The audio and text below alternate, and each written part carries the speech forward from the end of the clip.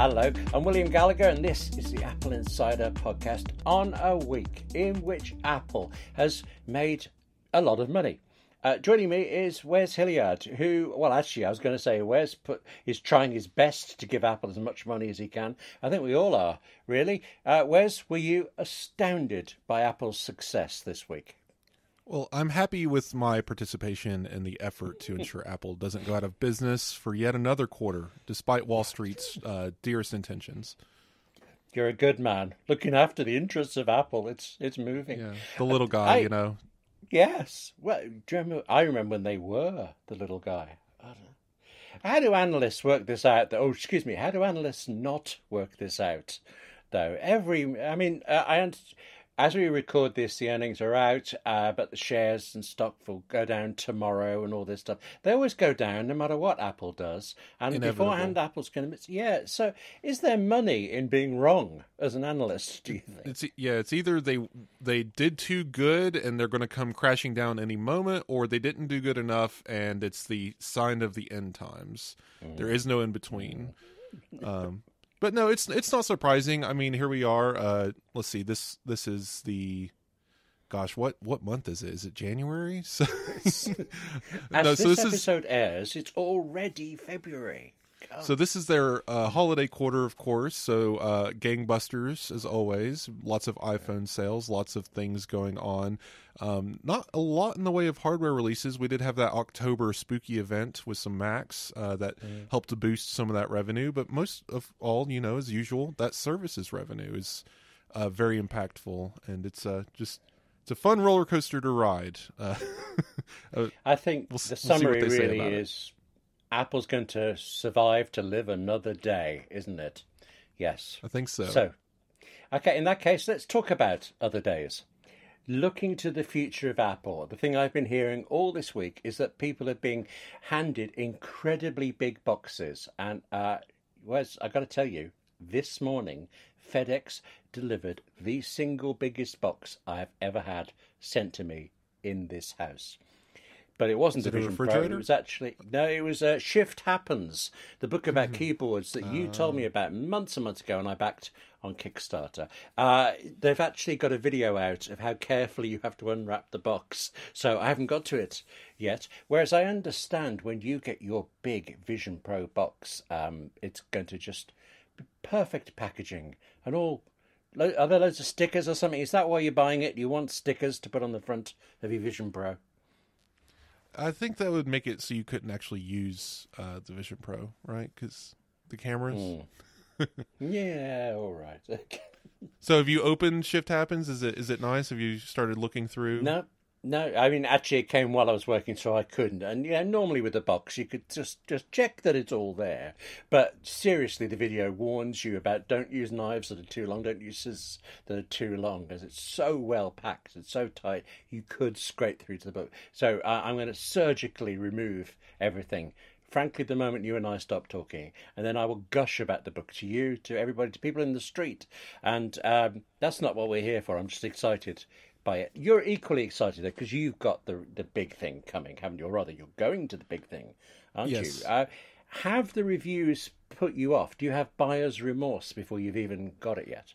Honestly, it's exactly what I expected. I mean, it's kind of funny now. You can kind of just put a pin in an Apple product review ahead of time and know what every publication's going to say.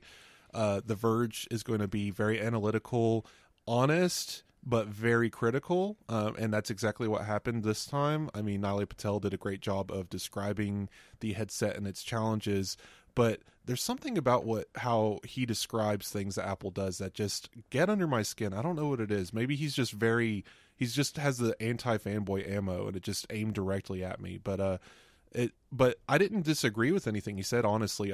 It just felt like he was very down on the product in a odd way versus like MKBHD, iJustine. I went through every one of these reviews and checked out like the unboxings and people describing the software. I read through John Gruber's description of how a lot of these options work, and I have a much better understanding now of what to expect on Friday, and a much better appreciation of it. But it didn't really turn me off from it. I'm more excited than ever to really dig into this thing. Since we're mentioning other people's reviews and things, I've got to say my favourite was Joanna Stern's on the Wall Street Journal, because she wore it for a day, practically. And there was a bit in there with cooking where she had a timer that she just floated over a bowl of pasta and things. And, you walk away and you look back and there's a timer over the thing it's timing. And I would use that. I would do that. So that made me extra envious that I'm not actually going to get the chance. I don't know that I would want to wear, like, seeing Joanna Stern, it was so funny because she said she wore it for as long as she could for 24 hours anyway. Yeah. Wearing it to cook, steam rises off of these things, and you're wearing a thing that it has an intake fan and an exhaust. Is it not getting moist? Like, I would worry about... Yeah, I would worry about moisture. I mean, it is cooling. It's actively cooling it. There's an M2 chip in it. It's going to get hot, I don't think it's... True. I don't think it's like a fan in the traditional sense, but if you put your hand on the top where the vents are, you're going to feel a little bit of heat. So, but yeah, like there's holes on the base of the Vision Pro and steam's rising. And is it not obscuring the glass and steaming up? I don't understand how that particular portion works. And in food steam, there's food in it. It's getting all over. Stop. This is getting horrible. I don't know why you would want to wear it while you're like cooking over a steamy stove. Now, chopping vegetables and other dry preparation, sure. But just like, over a steaming pot, it just, something about that felt off to me. I didn't like her doing that. I was like, nope, not going to do that.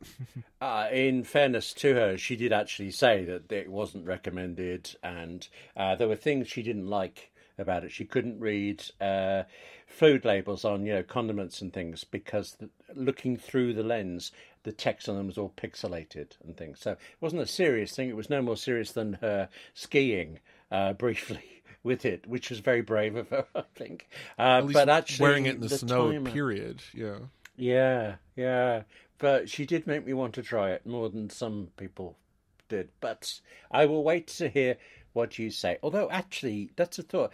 I was quite struck by how every review I've seen has said very good things about Vision Pro, and it's also had some, genuine criticisms of it. But it feels like everybody's saying exactly what Mike Wortherly said on Apple Insider back in August, because he's the only person I know who got to use Apple Vision Pro without it being under, Apple's control and studio setup. So you use it like a real customer would, and he was the same. This is really good.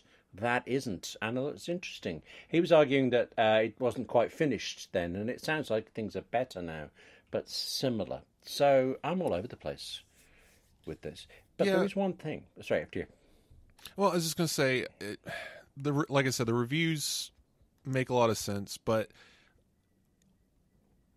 more important than ever, because, pre-reviewing an iPhone, you're not going to be able to access every API call, right? Because there's a new camera function or there's a new thing you can do with it.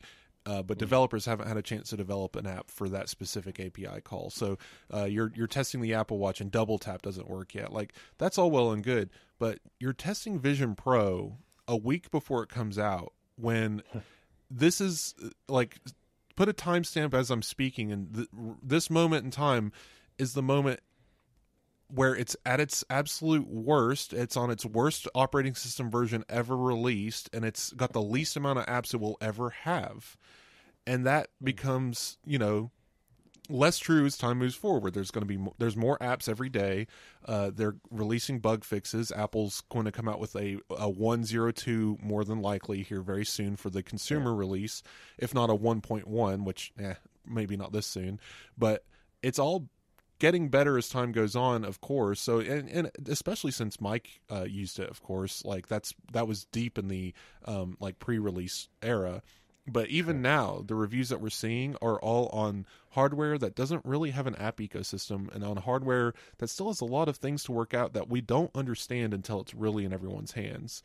That 1.1 release, that 2.0 release in the fall, that's what I'm most interested in. What's happening once Apple understands what people are doing with this device. But again, it's all still very interesting. I can see myself putting this thing on and opening a drafts window in Safari and just writing and doing my job from the Vision Pro. How long? It's hard to say. The weight thing still seems to be brought up repeatedly. But again, the actual physics of it doesn't seem to make sense to me. I understand that it's a heavy device and that maybe it does put pressure on your head and cheeks, but I think Brian Tong was the one who said it, but someone did say this, that this is something you get used to, especially your face is a very sensitive part of your body, and it's going to notice things more. But as you wear a device like this, like your neck and your head and your skin can't help but get used to it. So, goodness, I don't know. Right. Well, I think this is definitely a device that we're going to have to observe over the long term. Yeah. And as positive as initial reviews are in this very critical world that loves to find reason to dislike Apple, I can't help but be excited about it. I get that. That's something you said there just popped something into my head about the app ecosystem. So many developers saying they'll be available on day one. And I realized all of these reviews are really, they're before day one. Day one is Friday the 2nd. So that's when I imagine people will be through. Tell you what, before you do anything else with your Apple Vision Pro, check the App Store to see if OmniPlan from the Omni Group is there, would you? Just do that for me. Well, the Omni guy, I forget his name, but Ken Case. Omni Man himself, he pointed out that they plan on not only ordering a Vision Pro for everyone on the staff, but they're going to support every single app on Vision Pro. So maybe not at launch, but that is definitely something they're working on. I can say that when we first started seeing,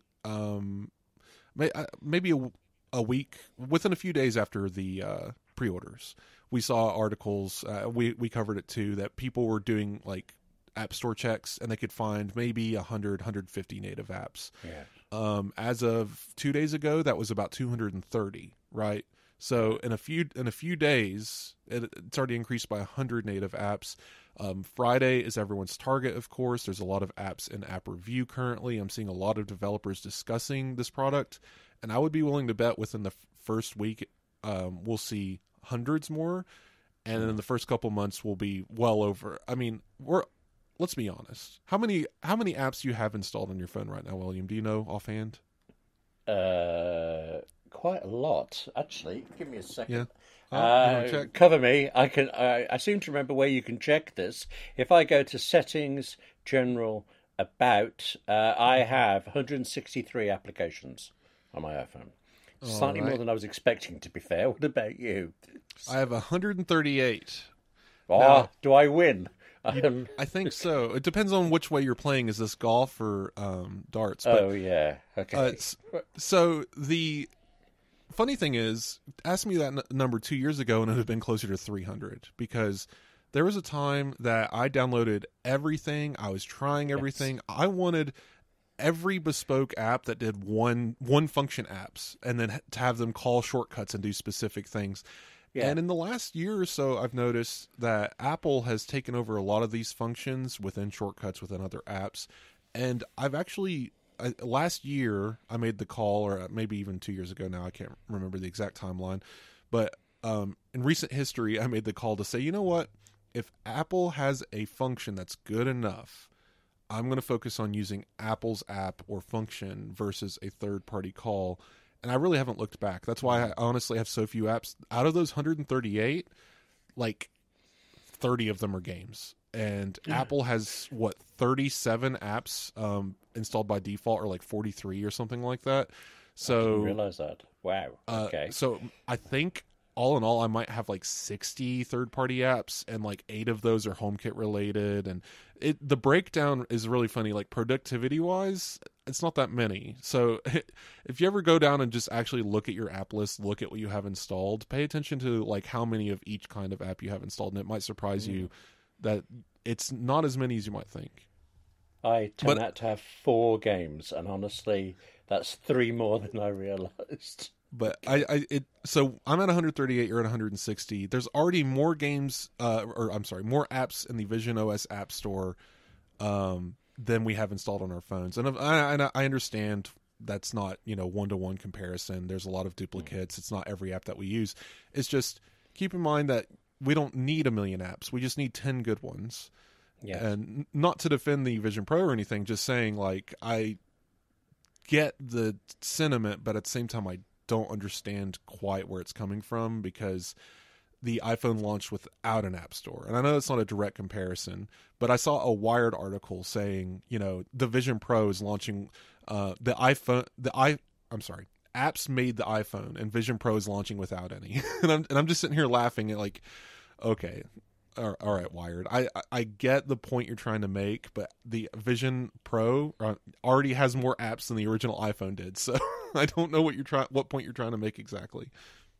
Well, actually, I'm in a similar position. I've been it wasn't one place, it was several, and I thought either I am ludicrously wrong or they are. Let me try this on you.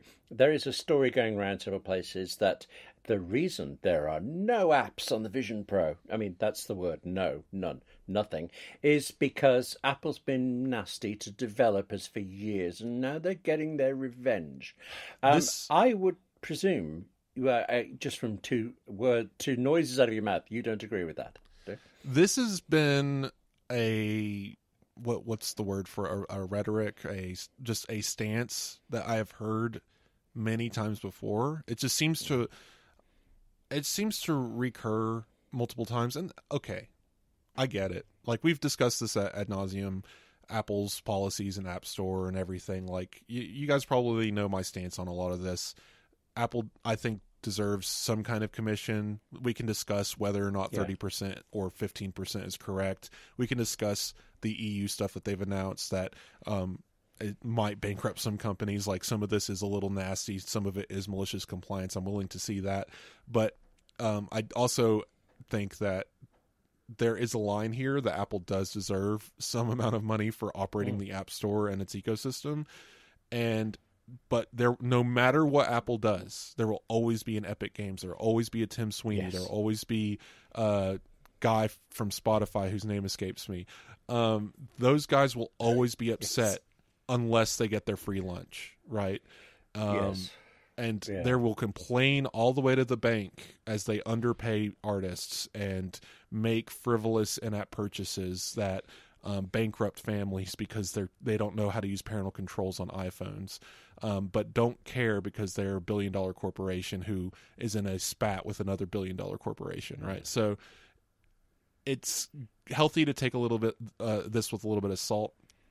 I think that there is a sentiment out there that developers are very mad at Apple, and the conversation has shifted to be very angry because of all the stories we've talked about in the last few weeks. This wasn't even about the EU. I mean, what was it, 2 weeks ago that Apple announced how it was going to handle, what was it in the United States? I've lost track of all the regulation changes that we've gone through in the last few weeks. Anyway, there was the anti-steering. Anti-steering, that's the one. Yes. So we started with anti-steering right before the Apple Vision Pro pre-orders, rolled right into the EU nonsense we're going to get into in a moment, and now everyone's just really angry with Apple developer relations. But I say everyone, what I really mean 8 people on Mastodon that I follow that are very vocal about it. And when it's multiple people talking about it inside of your space, it can feel like the whole world's talking about it, but I'm being realistic here. Nobody's actually talking about this other than those handful of developers, and many developers are actually okay with it and just not even speaking up about it because they don't care. They're just living within the system. They're willing to pay the price. But what do you think about all this? Well, just to address the price thing, I know developers who used to sell them software in boxes. So for them, 30% to Apple is an absolute bargain, and they're fine with it. But that thing you just said about, it's very political, isn't it? When you hear everybody in your space talking about one thing, you think it's bigger, and then you go somewhere else, and it isn't. I have a colleague in the Writers Guild here. I was supposed to go to an event, and I pulled out of it to cover an Apple briefing, and I told him what it was about, and he said, yeah, I've been hearing about that. Apple's making it more expensive to subscribe to podcasts, isn't it? Where did you get that from? I think it was Spotify's half-heard Spotify argument, but Apple is being damaged. I mean, this is a really smart guy. He's not particularly interested in technology, but he uses it. He knows it really well, and he also does contract negotiations at really high-level stuff. So he's well aware of nuances of things like this. But that's the picture that had got out to him through all of this bad-mouthing. If we zoom out, 1,000-yard view here of the situation. It's our responsibility as like tech journalists, whatever you want to call us, that cover this information, to put out this stuff in a way that's understandable and easy to digest. And not everyone follows that. So a lot of people will immediately jump to whatever conclusion they want to and headline the story in the most malicious way possible. And a lot of people just stop at the headline. Or maybe they're just, and it's not even that, like they could be scrolling Facebook or Twitter or their news aggregator. They could be in Apple News and just scroll past the headline, have no interest in really reading more about it, but now it's a part of their information database. Their brain has absorbed that information, so when it comes up in a topic later, even if it's half remembered, they're going to bring it up and be like, hey, didn't Apple just start charging more money for podcasts or something? Like, and that's just how human brains work. So that's why it's our responsibility to try to tell as much of the story as we can in a way that people can understand. And no matter what you do, there will always be people who get it wrong. We published a story covering the reviews for Vision OS, just saying, hey, all these reviews are available. And I know two is a low number, I understand, but it's still 2 people willing to go out of their way, out of their day to comment on the Twitter thread and say, this is fake news. There's no reviews out yet. And it's like, really? All you have to do is click on the story and see like there's 17 reviews linked in here. Yes. And of course, that. I didn't have to reply. Other people were like, dude, like Wall Street Journal's in there. And they're like, oh, I didn't notice that the reviews are out. You didn't bother even opening the story. You just assumed the headline was a lie and commented on it. So that, I mean, that's where we are as humanity at the moment. So this is what we're battling day to day. I must have told you about PBS. No, sorry, not PBS, NPR, National Public Radio in the States. About, I want to say 2013, they did an April Fool's Day story, and the headline was, Why Americans Don't Read Anymore. And then the first line was, we have no idea, they do. It's fine, whatever. We're just trying to see who will comment on the headline and not the story. And exactly. Wallop, all of these comments for it. It was very funny for a couple of days at the time, and then it got quite nasty, but that's another story.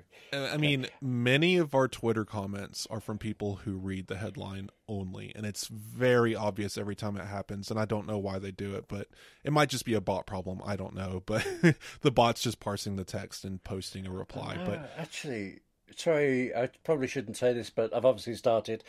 Somebody commented on a video I made. I do this YouTube channel, 58 Keys, for writers who use Apple gear, and somebody made a comment on it, and all I could say was, well, yes, I just said that. That was the whole point of the video. Yeah, exactly. So, I mean, great that they engaged, I suppose, but still. Okay, I'll tell you what, let's keep on this and touch on some other things along the way, because I cannot understand why people are confused about Apple's EU rules. And I say that as someone who is confused by it. How can it be so complicated? Without trying to explain it all over again, do you understand? Is there a definitive AppleInsider article that just gets it right? Did I write that article? Honestly, I think you might have wrote that article, but it's funny because I think Apple deliberately was obtuse with this implementation, because we'll get back to malicious compliance.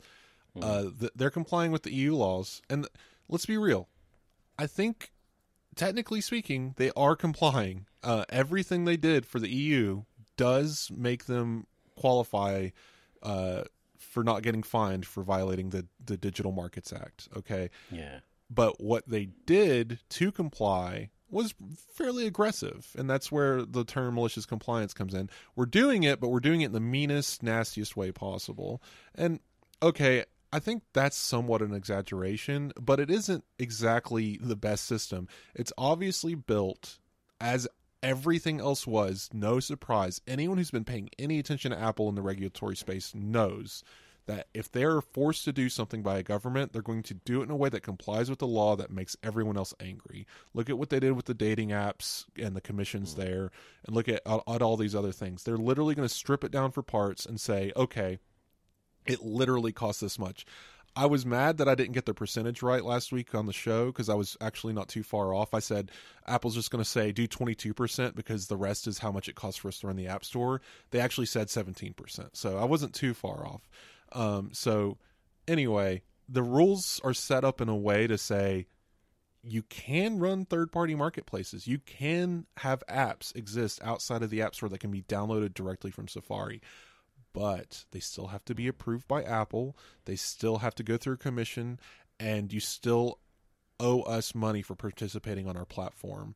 And technically, all of that does comply. So what I'm seeing, and you can comment on this more, what I'm seeing is the biggest thing that people have an issue with, and again, this is only if you choose to exit Apple's current App Store policy, because it is a volunteer option. This isn't everyone in the EU automatically.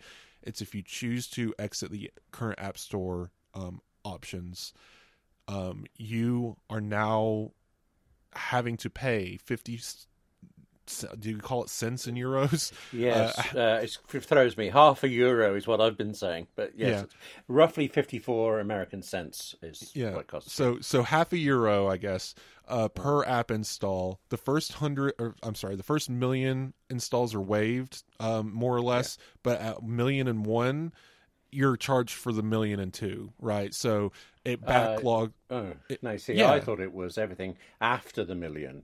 So 1,000,001 is. Oh, I'm sorry. Yeah, because there is a calculator, correct? So everyone's putting in 2 million app installs, and if you put in 2 million app installs, you owe Apple $50,000, even if you charge $0.00 for your app. But if you install it outside of Apple's current App Store system, you owe Apple $50,000, and that is the current situation that we're dealing with. But I would also argue, just to leave my point, and I'll let you talk. I would argue though, if you're a developer making a free app that doesn't charge any money, why wouldn't you just use Apple's system? Unless, I guess, it was an emulator or something. But I don't know. I can see reasons why, but also maybe just don't. I don't know. Yeah, that makes sense. I hadn't thought of emulators, but I question whether an emulator is going to get 1,000,001 downloads in a year. I would be really curious to know how many totally free apps have more than 1 million, and the company doesn't monetize it in some other way. It's a dangerous game. Or something. Yeah. It's a dangerous game to play. Imagine launching an app. Okay, so one example I saw, I believe Steve Stroughton-Smith brought it up on Mastodon, and he said, okay, Mastodon is a publicly funded system. You can go to Patreon and donate, and they get I don't know, 50,000. I think it's sub that. I think it's like $40-some thousand or $60-some thousand, somewhere in there, in donations per year. But clearly more than 1 million people use Mastodon. If Mastodon used this system, the company would go bankrupt because that's all the money that they get for development. But now it's owed to Apple suddenly, right? But again, that's if they use this system. So I don't know. One thing I originally thought was bad was if you do choose to leave the App Store, you can't go back. I mean, you could create another account and do something, but you can't take an app out, try it away from it and think this isn't working and try to go back. And I did think that was, Apple kind of rudely shutting the gates on things. But the more I think about it, what would they do if I moved an app from the App Store outside of the app and then sold loads of things and then moved back? Do they bill me for the ones that I sold while I was done? And how do users upgrade? I think they may not have had a choice on that one. There's nothing stopping you from just incorporating a new company and opening a new App Store agreement. I understand that's a big move, but if you're an individual, obviously that's kind of a process. But if you're a company, they don't care. They'll spin up 7 companies in a day just to get around certain regulations. Sure. But I don't know. I just I've heard people say, okay, what do? You put a stoppage so that once you reach 999,999 downloads, that it removes itself from the App Store and says, sorry, come again next year. I think this is the thing that Apple's going to probably have to address or change, just even in the most minor way. But I think everything else, it works. The half euro thing is odd. I think it's an incentive to tell people to go away, don't do it. And I think the EU is going to have a problem with it. They're going to challenge Apple on it. It's going to be a whole battle, but I think this is what's ultimately going to change. But I think everything else is going to stay the same. Yeah. Yeah, you're saying legal battles. Every time I talk to you, I love this because my mind goes off in 5 different directions. And there is one thing today I have got to ask you about because I know you're the man for it. But I don't want to leave legal battles and forget about them. Because, was it 2 weeks ago, we got to announce that Epic versus Apple was all over. It was an American legal case that had actually ended. And, it's back again. Because now Epic is accusing Apple of... they're not using that phrase you did, what was the phrase, malicious... malicious compliance. Thank you. They're not quite using that phrase, but they are saying non-compliance. Apple is not doing the anti-steering thing like what it's supposed to. I think they've got a point, actually, but I can kind of live with it, really. Do you expect? Can I tell you what I know about it, or do you know this better than me? No, go ahead.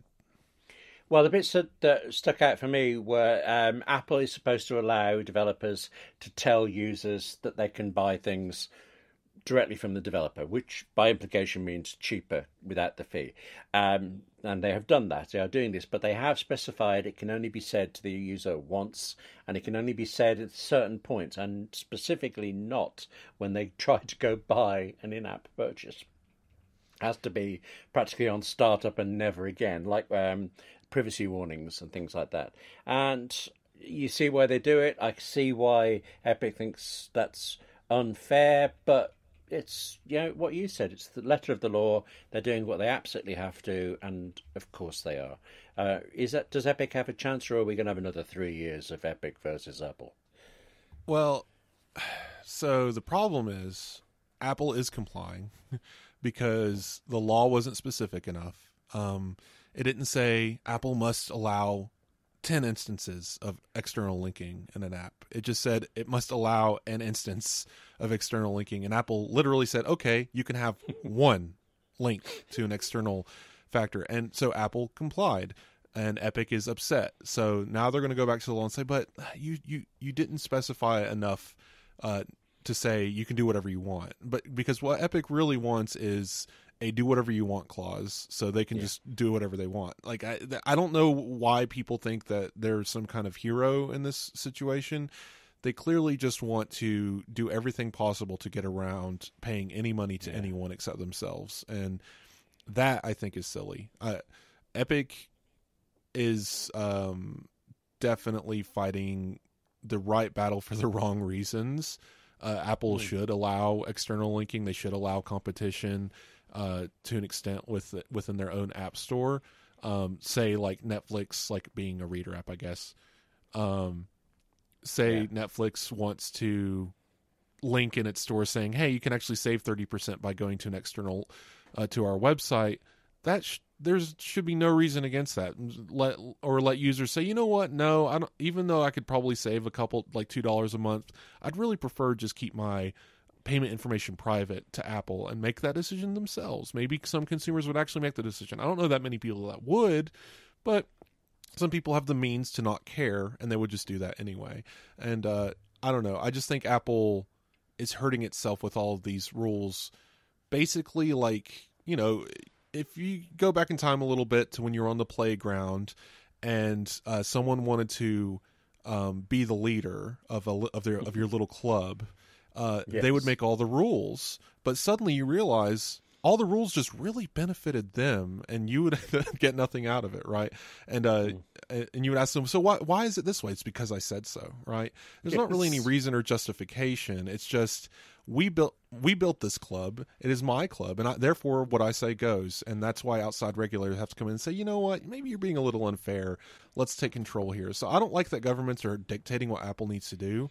But I also don't like that Apple's put itself in a situation where it needs an external resource telling them that they're wrong when they obviously clearly believe they're very right. So it's a very interesting situation. Hard. Yeah. I mean, you've described yourself as an Apple fanboy, and I quite like that you did that because people have it is accused. People have accused me of being that, and I felt you see, I'm more critical than Wes. I must be all right. I am really down on certain things Apple does as a business.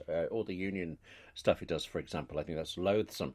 But I like what they do otherwise. And all of this just stuff makes me think that they're really good at developing legal teams as well as devices and things. So, yeah, it's not the Apple we used to know. Tell you what, let me ask you the thing before it goes out of my head, because I wrote a news story today as we record this, and I understood the news story, but I knew you'd know more about it. Unity has released this ability to develop Vision OS apps through its software. Now, they've been testing that for months. We've covered it on AppleInsider when it first came out. Now it's for everybody on whatever their higher tier paid things are called. Unity Pro, I think, is the bottom one that they do. I can't quite grasp whether this is a good or a bad thing, because it seems to me that if I develop for Unity for Vision OS, I could just develop for Vision OS straight away. And if I don't, then I am dependent on Unity, and Apple is dependent on Unity. Is Unity a useful tool or an abstraction layer, do you think? I mean, Unity, I think it's the only option, right? Game dev kits have become such a weirdly controversial thing because they exist to help you build these systems, but now they're pulling basically what Apple does with their App Store and their APIs. They're charging a lot of money to allow developers to use their systems, and Unity, I think, is one of the better ones out there, is my understanding. Maybe I'm misremembering. I can't remember which one does Epic Games own. Epic owns its own. It is Unity, I think.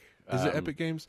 Okay, so maybe I'm misremembering, because I do remember there being this huge spat over, like basically this dev tool owning everything in perpetuity if you build it on its engine, more or less. I don't know if that was Unity or not. My brain's escaping me on this one. I didn't do the research, but I don't know. What do you think? Like, with it, is this going to help push more apps to Vision Pro? It reminds me, as a non-gamer, I was vaguely aware of Unity, but it sounds to me like what's that thing, that abstraction layer that people use for developing Mac apps that aren't really Mac apps? I want to say Cascade or Cavalcade or something beginning with a C. I'm really into this. Look at the level of detail we've got here. This an emulator thing. I remember when 1Password announced they were going to it. I was deeply disappointed that they were abandoning the native Mac version. Oh, and we're yet talking now about it's the here. Chrome thing. No, I don't think it's definitely. We're narrowing this down. Begins with a C.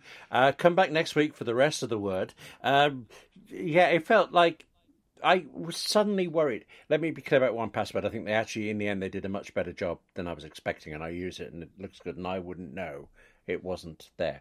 But over the years, I've seen situations where a middle ground platform like this has become so important that it's killed off the computers underneath it. So something that was to allow you to work with one app for Windows and Mac, for example, never updated to have all the good new Mac stuff. It only ever stayed as the kind of least common denominator for it. So every app through it was actually not a great Windows app, not a great Mac app. And I worried that Unity would be doing the same for Vision Pro, possibly groundlessly, but that's the first thing I thought when I read all this. No.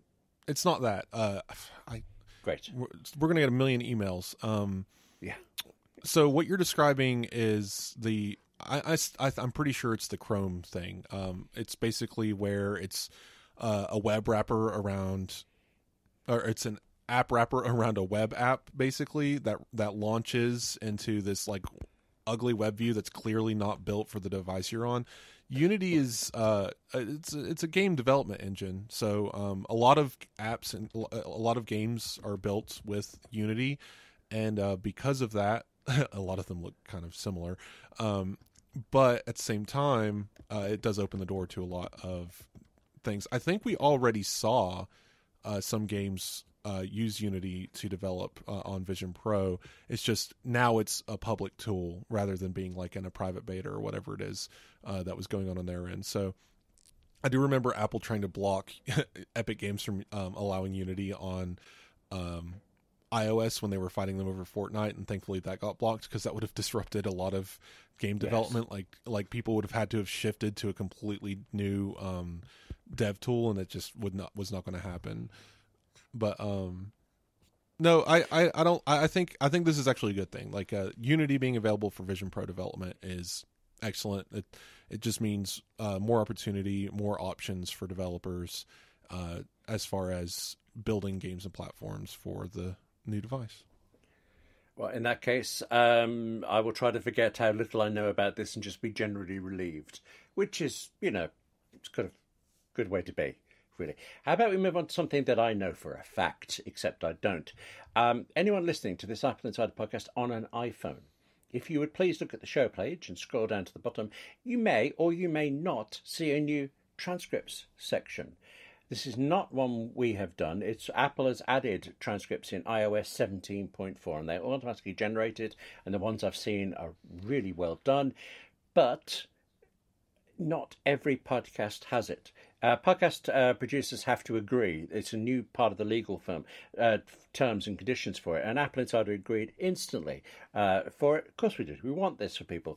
But it seems to be also rolling out slowly. So if you've got transcripts, you could scroll through and see how many times we look for words beginning with C or not. It's iOS 17.4, so you have to be in the beta. Do you know? That would make sense, isn't it? Yes. And I started this saying things I know about and things I know about and have forgotten. How about we make this one of those features that nobody's ever heard of that you know, but when 17.4 is out? How does that sound reasonable? Come back to this. Right. Yeah. But also, okay, in 17.4 beta, there are other things.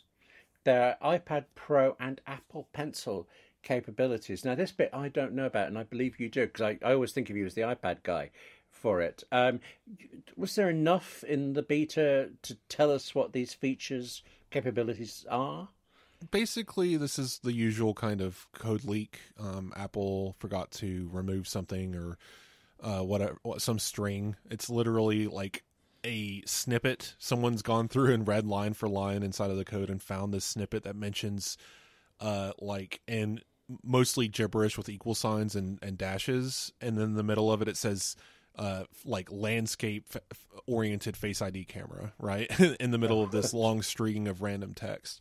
So this is that kind of leak. Basically someone was able to dig in and so one of the people at checkout code for 9 to 5 Mac, they covered this. They were able to find references to a iPad Pro with a landscape Face ID camera, which we don't have yet. That's only on the iPad 10th generation.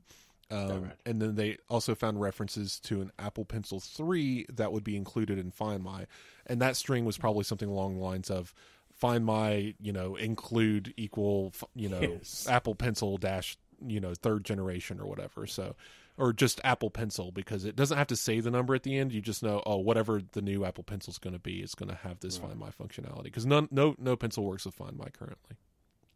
Oh, that's true. Of course it doesn't. That'd be interesting. Actually, I quite fancy a pencil that does, because I keep losing my pencil. Not that I use it that often. I'm sorry. I'm so tempted. I would be curious to know what Apple's process is for putting out betas. Because if you start removing things you don't want people to know about yet, and then you put them back, I mean, is there a chance that would actually cause more problems? Maybe they just think, let it be in there. We'll put in -- kidding every now and again or something like that and get away with it. No? Well, if 17.4 references new hardware, that likely means that we'll hear about it sometime in March. Because that's when 17.4 is supposed to come out, because it has to do with regulations with the EU, which we kind of glazed over that part. But all of this is due to happen by March. Apple has to comply, meaning 17.4 has to come out. So these references don't necessarily mean they're going to announce the hardware by then. It just means it's probably coming soon. And the way I understand this works is you're developing and you have to test against this stuff. And if you're testing iOS and iPadOS which is generally the same code base, and you're working with new hardware and you want to see have these call outs to a Face ID iPad or an Apple Pencil with Find My, it's all going to be in the code internal to Apple. So like there's an internal beta running, and when they want to publish that to the public, there's tags on everything that needs to be removed from the code strings before it's published to the public, so that you don't go in kind of like what happened with the HomePod revealing the iPhone 10. Oops. Yes. Which is pretty magnificent, but just someone was asleep that day. I don't know. But basically, I guess they tag everything a certain way, so they can basically target that tag and say, everything with this tag, go away, or obfuscate in some way. And whoever wrote this stuff in just forgot to tag it or forgot to remove it later, and it just happened to stay. I picture somebody with a sandwich halfway to their mouth thinking, oh, there's something I should have done. Oh, well. Yeah, never mind, I don't think coffee. These kinds of things don't result in firings, I don't think, but they do. They probably do result in some sort of disciplinary action, or at least a firm talking to. I don't think they take them to the severance chamber and make them read off of a pamphlet. But that reminds me, you were right. Severance is back in production, and so is Silo. The stars and executive producers of both shows have said this week they're back in front of the cameras, and I was so relieved by that. But sticking with code in the beta, because I got so briefly very excited about the news that also in iOS 17.4's beta, there are references to 8, count them, 8 new CarPlay apps. But, some of them are things like, there's one called Closures. All the app does is tell you whether the doors are open or not. And I get, my car does that. They're trying to replace every feature in a car. But it's not really an app, is it? That's a notification. So, I don't know. So, deep down in the operating system, CarOS, whatever you want to call it, CarPlay. Yeah. It's actually a terrible name. The more we get added to it, I think they're gonna have to change the name, because I don't think CarPlay makes any sense anymore. But because we saw CarPlay 2.0, right, or 3.0, whatever version it is now, the new version of CarPlay that's supposed to be futuristic, where it takes over the entire dash, the instrument cluster, all of that. Well, turns out you still need the instrument cluster, but in software form. So that means CarPlay needs to be able to tap into things like tire pressure and cabin temperature and door sensors and whether or not the trunk is open, or operating the hood latch, right? Like all of these stupid car things now that used to be analog and tap into a like mechanical switch that turns a light on your dash, now has to integrate with a computer system, which is it hurts to say out loud, but that's how this modern stuff's going to work. So instead of getting a actual like on off switch that just turns a light on, it's going to be converted to a digital signal that translates to an image on a LCD display, and that's how basically we end up with 8 new apps that do tire pressure indication. And these aren't going to come to older cars, unless there's some weird third party way to wire this up, which they're not going to bother. This is for the new car systems, the Aston Martin, right? Exactly. The car you're gonna buy later this year in blue. Well, exactly. That's the question. Blue, yeah. Got to get something while I'm waiting for the Apple car. Clearly, and that's the kind of market I'm in. It's, do I get one or two? Do I get one Aston Martin and one put? It's quite a hard decision. William, do you have CarPlay installed? Yes, or I do. You own a car? Okay. Just last year, I drove my car into the ground. It was in such a bad state. I finally replaced it, and I know nothing about cars, nothing at all. But all I knew was I wanted CarPlay. Absolutely. And I have it. I've said this to my wife recently, because she uses CarPlay and doesn't really think about it. Most people who use CarPlay come away thinking, this is fantastic. But the more I stop and think about it, I'm not sure why, because it doesn't do a lot and it's very simple. But still, I now would not be without it for it. I think it doesn't do very many things, but it does them really well. And it's a simple HUD. Yeah. I own several CarPlay like vehicles with factory installed CarPlay over the years, basically since it came out. Like I was in the military, so I just went and bought a car with CarPlay in it. Because I was like, I want to try this. This looks really cool. And so I got like a 2014 whatever Honda Civic that had it. And so I had a couple of vehicles since then with it. And then recently I went the cheap route and just wanted to save money and just bought some used Honda CR or HRV. That it was a 2016, but it was the base trim, so it didn't have CarPlay. So I was just like, I was getting a deal, so I just went ahead and got it, intending to add CarPlay later. I went very long time without it, just kind of just pushing it off. I was like, I don't want to bother. I'm actually reviewing a CarPlay unit now. That'll be, you're hearing it from me now. The review will be out in like late March. We'll see when it happens. But I went through the installation process, and it's so simple and yet so annoying. As an electrician, it was easy. You just go and you attach the wires to the dash kit and make sure it all plugs in correctly. But it was so funny to me. I pull out the old stereo, and of course this is 2016, so everything's more integrated. There's many more wires than you might find in, say, a 2006 radio. And I unplug everything, and I realize my new CarPlay unit has one hole for things. My old the thing I just pulled out has 4 holes for things, and I had to sit there and think, will my car work without everything connected? So I connected it. So I looked into it, and the connections I made were to the speakers and the systems that were necessary for the CarPlay unit, and the antenna were the 2 cables I did connect. The 2 cables I did not get to connect were the rear backup camera, which is hardware or factory default only for the car, so there was no way to get that into the system, which is fine because I installed a third-party backup camera to replace it. Long story short. But the other bundle of cable, and this thing was a bunch of cables, and I was just like, what? This feels important. If I don't plug this in, is something going to catch on fire? Turns out all those cables was for controlling the audio, like the steering wheel button controls for all those wires. It's maddening. So I just left it unplugged. I don't need my steering wheel control. And nothing caught on fire yet, so we'll see if anything funny happens. Right. That's nothing caught on fire yet. And we're going to end here because up to this point, I'm going to tell you, I have admired you as an electrician, got this military background, you know technology so well, but what you've just told me is you made a quick repair job and you had a couple of cables left over. That's the kind of thing I do. Bits left over. But the cables were meant to be left over. I mean, yeah.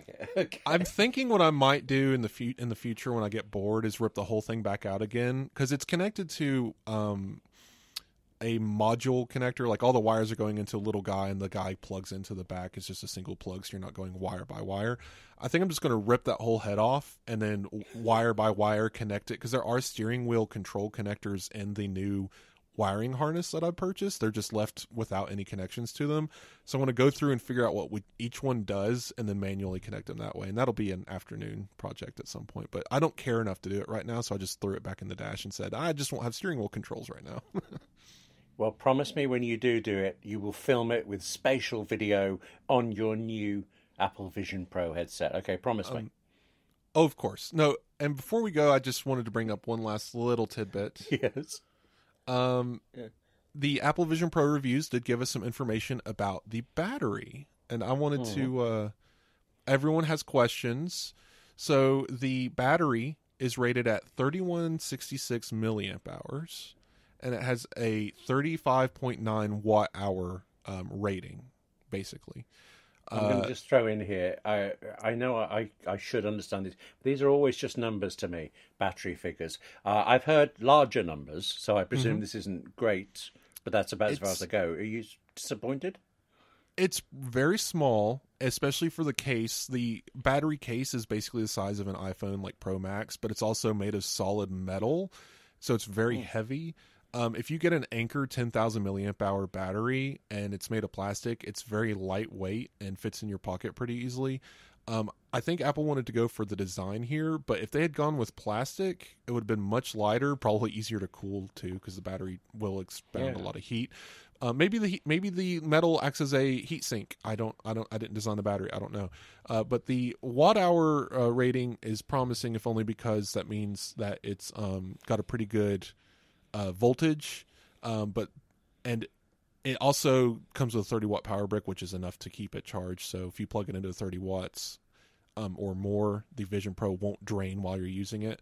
So that's a good, so that's a relatively low amount of required input wattage. But that also means that most battery packs that you buy will very easily keep your Vision Pro powered. So if people were concerned about that, you can put if you're wearing jeans, you put your Apple Vision Pro battery in your left jean pocket. You put an Anker 20,000 milliamp hour battery in your right jean pocket, bounce a cable between those, bam. Now you have a headset for 12 and a half hours, 15 hours. I'm sorry, Goodness. That would be for a 10,000 milliamp hour battery extension pack would allow you to use your Vision Pro for about 12 hours. Okay, you just look like you're wearing a bat utility belt at the time.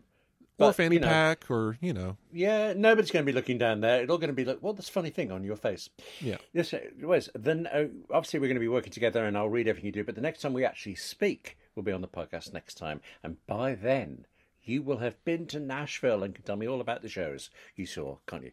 Have a great trip for it. And I am excited for you to be getting this. And I want every possible detail. Yeah. Yeah, everyone, follow. You can follow along on my journey on social, on Mastodon, really. I'm not going to post anywhere else.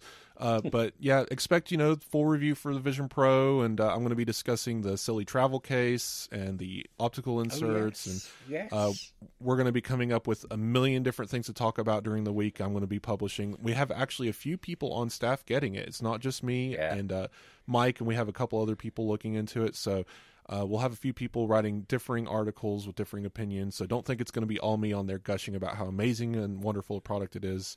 There will be some people there to be angry about it as well. So I hope everyone enjoyed my... Did you read that story I wrote last week? I know we ended before it published, and then here we are back again. Yes, and now you're starting me off on another 5 things we'll talk about next week. Next week. Next week, of great course. To talk to you. Love doing this. Go to Nashville.